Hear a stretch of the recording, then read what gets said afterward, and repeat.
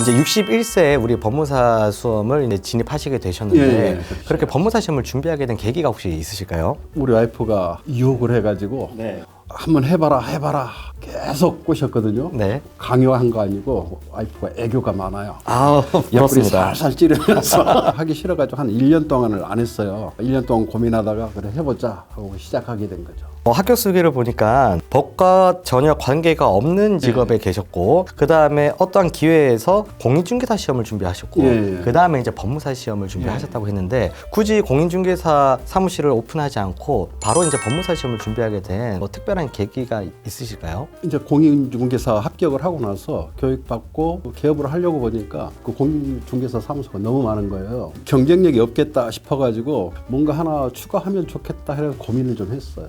하다가 이제 우리 와이프하고 얘기를 하는데 와이프가 그러면 법무사 한번 따봐요 그래요. 법무사가 뭔지도 몰랐어요 사실. 뭐 하는지도 모르고 찾아보니까 과목도 너무 많고 그래서 한 1년 동안에 이제 좀 공부도 안 하고 고민을 좀 했죠. 공인중개사 합격하고 1년 후에 시작했어요. 공인중개사 준비하실 때도 우리 방문가 강의를 들으셨다고 했는데 우리 법무사 시험 준비하실 때도 방문가 강의를 들으신 뭐 이유가 있으실까요? 일단 공인중개사 할 때도 뭐 강사진들이 워낙 좋으셔가지고 그때도 그분들이 하라는 대로 했거든요. 그래서 합격을 했기 때문에 이 법무사도 당연히 이제 방문가 선택하게 됐죠. 오전 9시가 되면 반드시 강의 시작 버튼을 눌렀다 라고 이렇게 써주셨는데 제가 솔직하게 궁금한 것은 한 번이라도 그러지 않았던, 지키지 않았던 그런 날이 있었을까요? 아마 2년 전 과정에서 한 5일 정도인가 5일도 안 될 거예요. 9시 되면은 일단 클릭해서 듣고 듣다가 조는 한이 있더라도 일단 클릭해서 강의를 들었어요.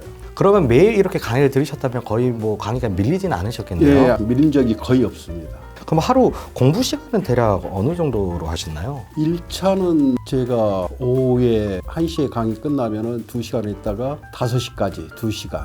또 8시부터 2시간. 1차는 그래서 매일 4시간씩. 그리고 토요일, 일요일 날은 강의가 없잖아요. 그러면은 마찬가지로 9시부터 또 똑같이 해가지고 10시까지 해가지고 다시 일주일 배운 거 복습하고 이런 식으로 했습니다. 2차는 이제 아마 5월 달부터는 좀 늘렸어요. 시간을 좀 주시고. 그래서 좀 불안해가지고 이제 그 주관식이 서술형이잖아요. 그러니까 불안해가지고 8월까지인가는 5시간, 그 위로는 6시간. 그래서 조금씩 늘려가시면서 이렇게. 늘려갔습니다. 우리가 공부를 하다 보면 이제 예습을 하기도 하고 복습을 하기도 하는데 지금 말씀 주신 거 보면 오전에 강의 듣고 복습했다. 복습하고 예습은 이제 많이 못 하겠더라고요. 처음에는 예습도 했는데 꽤 시간을 잡아서 했는데 의미가 없더라고요. 왜 그러냐면 법률 용어를 생전 처음 접하잖아요. 그러니까 머릿속에 들어오는 것도 없고 그래서 나중에는 예습 시간을 확 줄였어요. 그래서 이제 용어 모르는 거 있으면 그 용어 뜻이 뭔지 그것만 인터넷 네이버에서 찾아보고 그런 식으로 이제 그래야지 강의 들을 때 좀 더 확인할 수 있을 것 같아서 모르는 법률 용어 이런 것만 찾아보면서 확인했던 것 같아요. 예습보다는 복습이 조금 더 효율적이다. 그렇죠. 거네요. 저한테는 그랬어요. 여러 개의 교재를 보는 것은 오히려 위험하다. 그다음에 학원 교재만으로도 충분하다라고 합격 수익에 기술을 해주셨는데 그렇게 생각한 이유가 혹시 있으실까요? 왜 그러냐면은 우리 모의고사 보잖아요. 학원 교재만 공부해도 충분히 기술할 수 있어가지고 뭐 다른 거 볼 필요가 있나 이런 느낌이 들더라고요. 처음에는 학원 교재 보니까 이제 이런 책도 봤다 저런 책도 봤다 이런 소리가 들리더라고요. 좀 불안했었는데 그냥 무시하고 교수님들이 얘기한 대로 교재만 봐도 충분하다. 교수님들만 믿고 하기로 했죠. 그럼 모의고사 이렇게 연습하는 거랑 실제 시험 문제 난이도는 좀 비슷한가요? 모의고사 보고 오히려 조금 더 난이도가 높았던 것 같고 모의고사 조금 더 그렇겠네. 실제는 너무 좀 난이도가 낮아가지고 평이해가지고 오히려 좀 당황했던 것 같아요. 그래가지고 저는 좀 떨어진 줄 알았어요. 너무 문제가 쉽게 출제돼서 좀 난이도가 낮은 것 같아서 그리고 이제 실수를 제가 꽤 했거든요. 바로 이제 틀린 것만 생각나잖아요. 맞습니다.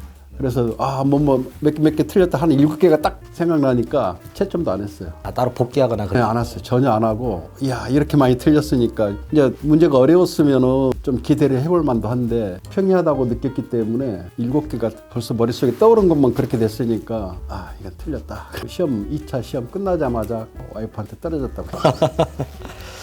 그러면 전체 수험 기간은 어느 정도 걸리셨나요? 2년이죠. 그래도 단기간에 이렇게 합격했다라고 볼 수 있는 그런 기간인 것 같습니다. 대신 이제 노력도 많이 했겠죠. 우리 이제 공부 방법에 대해서 좀 질문을 드릴까 하는데요. 1차 공부를 할 때 기본서를 정독을 하는 게 중요한가요? 아니면 좀 회독수를 좀 올리는 게 중요하다고 생각하시나요? 저는 아마 정독을 했던 것 같아요. 안 빼뜨리고 정독을 했던 것 같아요. 그래서 그 강의 스케줄에 맞춰가지고 거의 계속 정독을 했던 것 같아요. 1차 막방이 되면은 그때는 이제 회독수를 좀 늘리고 그냥 목차만 보고 쭉쭉 넘어가고 또 문제만 보고 넘어가고 이렇게 했던 것 같아요. 우리가 이제 1차 과목과 2차 과목을 비교해 봤을 때 형법과 형사소송법이라는 과목은 이제 1차에서 없는 과목이잖아요. 이게 2차에 갑자기 와서 배우게 되었을 때 좀 힘든 점은 없었나요? 그래서 형법 처음에 할 때 동차반 1차 끝나고 동차반에 있잖아요.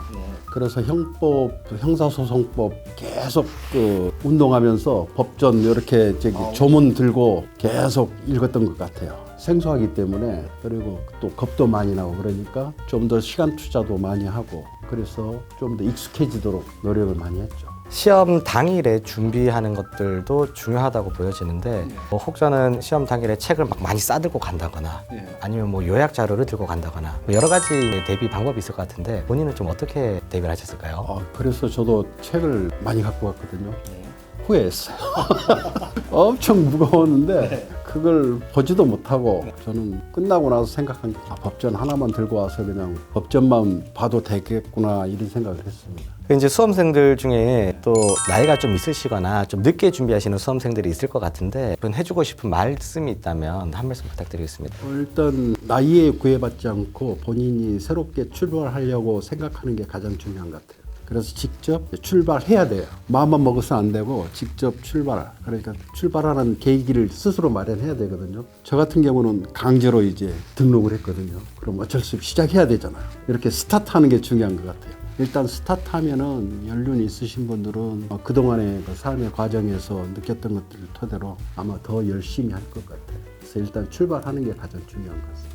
합격 수기를 보니까 너무나 특이한 이렇게 문구, 좀 가슴에 와닿는 문구가 있는데요. 한번 말씀해 주시면 좋을 것 같습니다. 합격의 방법, 또 성공의 방법 모두가 알고 있는데 그걸 이제 행동으로 옮기느냐 안 옮기느냐의 차이인 것 같아요. 실천을 해야지 합격을 할 수 있는 길이 열리는 거니까요. 일단은 수험생 여러분들도 고민하지 마시고 내가 하고 싶다라는 확신이 든다면 빠르게 좀 실천해 보시는 것이 합격에 좀 빠른 지름길인 것 같습니다. 너 시작한 거야? 그러면 합격한 거야. 합격한 거야.